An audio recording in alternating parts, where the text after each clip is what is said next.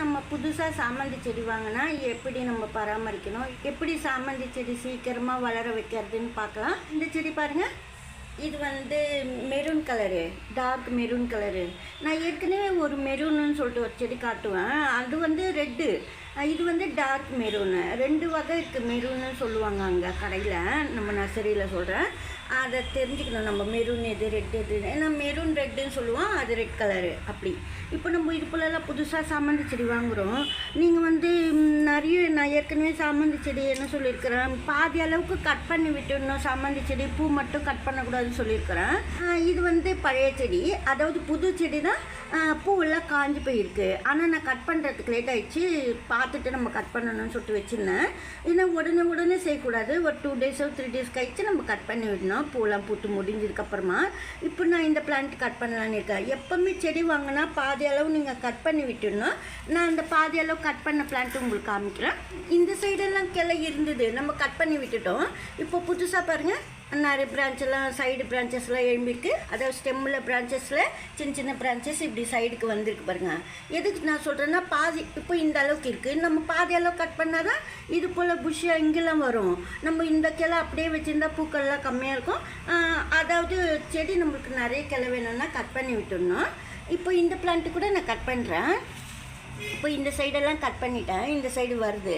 அதுக்கப்புறம் இந்த சைடு மொட்டு வச்சோடனே இந்த சைடு நான் கட் பண்ணி விட்டுருவேன். இப்போ இந்த பிளான்ட் பாருங்கள், இது வந்து கட் பண்ணி விடணும் பாதி அளவு. நம்ம எந்த அளவுக்கு பிளான்ட் கட் பண்ணுறோமோ அந்த அளவுக்கு ரொம்ப நல்லது.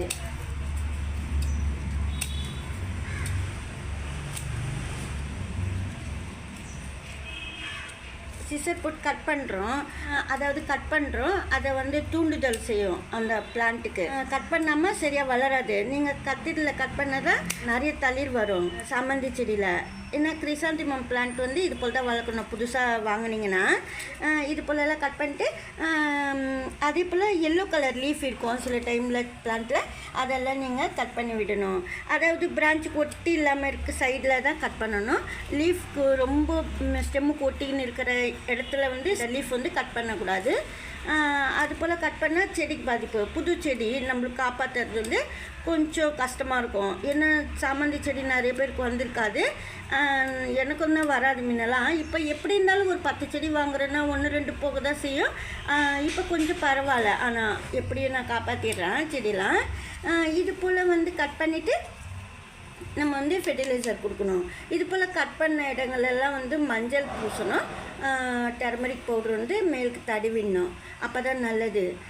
இப்போ நம்ம கட் பண்ணதுனால சாயிலும் சிண்டிட்டு நீங்கள் மேனூறு இல்லை மண்புழு எருவு அது போல் சாய்க்குள்ளே கொஞ்சமாக போடலாம். ஆனால் நான் இதே பாட்டில் தான் வச்சுருக்கிறேன் பாருங்கள், இன்னும் நல்லாவே இருக்குது பிளான்ட்டு. ஹைப்ரிட் சாமந்தி கூட நான் வந்து ஃபுல்லாக கட் பண்ணி தான் விட்டுருக்கேன். கட் பண்ணிட்டு தான் இப்போ நல்லா வளருது.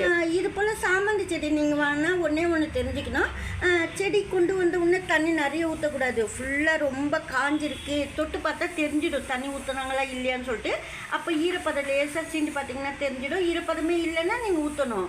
அப்போ ஏற்கனவே தண்ணியே இல்லாத சோகமாக இருக்கும் பிளான்ட்டு, நீங்கள் தண்ணி ஊற்றினோடனே ஃப்ரெஷ் ஆகிடும் பிளான்ட்டு. அது போல் நீங்கள் வர வச்சு நீங்கள் ஊற்றினா தான். ஃபுல்லாக ஈரப்பதம் இருந்துக்கிட்டே இருக்கும்போது தண்ணி ஊற்றக்கூடாது. தண்ணி இல்லாத ஃபுல்லாக காஞ்ச உடனே தான் நீங்கள் சாமந்தி செடிக்கு தண்ணி ஊற்றணும். அப்போ நல்லா தூண்டுதலாக இருக்கும் பிளான்ட்டு, ரூட் அதிகமாக சுற்றும் ஃபாஸ்ட்டாக. இந்த வீடியோ அவ்வளோதான். பிடிச்சிருந்தா லைக் பண்ணுங்கள். தேங்க்ஸ் ஃபார் வாட்சிங்.